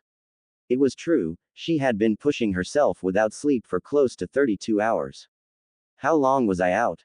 Kano shrugged. An hour or so. He waited for her for an hour to wake up. You didn't try to wake me up. Kano shrugged again. I can't kill you when you're running on sleep. Cassie nodded. Thanks, I guess. I needed it. Kano nodded. I know. That wasn't noble of him. He wasn't noble. But you're still a shitbag, she said, walking towards him. Kano smirked. You want some walnuts, girl? Cassie could actually feel her stomach eating itself. She clutched onto it, looking down at her abdomen. Here, catch, Kano said, throwing her a walnut. She grabbed it in her hand, breaking it with both hands. It was shiny and brown. She was salivating, her blood-stained hand shakingly picking it up and popping it in her mouth. It crunched in her mouth. The nutty taste burst in her mouth, and her eyes tightly closed, chewing quickly on the only food she'd had since the deer.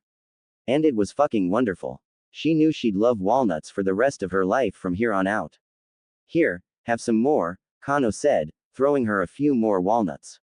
She grabbed them eagerly in her hands, leaping for each one and breaking them in her hands. Then she ate them all together, closing her eyes tightly as the taste swooshed around in her mouth. She breathed hard through a full mouth, breaking the nuts loudly with her teeth and smiling. Good walnuts, She swallowed, opening her eyes and looking at Kano, her smile dropping. This doesn't change anything. Kano nodded. I know. You're still an asshole. Kano smirked. Fair enough. And you suck. Kano nodded. Look, if it helps at all girl, I'm genuinely sorry. That jab to the throat was wrong of me and I shouldn't have done it. Cassie sat opposite him, her eyes looking into his. Why did you do it then? Kano smirked. You're just fearless, aren't you, Cass? What does the horse always falls mean?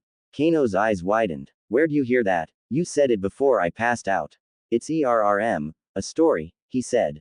Tell me it. Kano said nothing. Cassie waited. Kano tutted. It's a stupid story. It's just about a horse rider who can control time. One day, he gets robbed in the middle of a sandy road.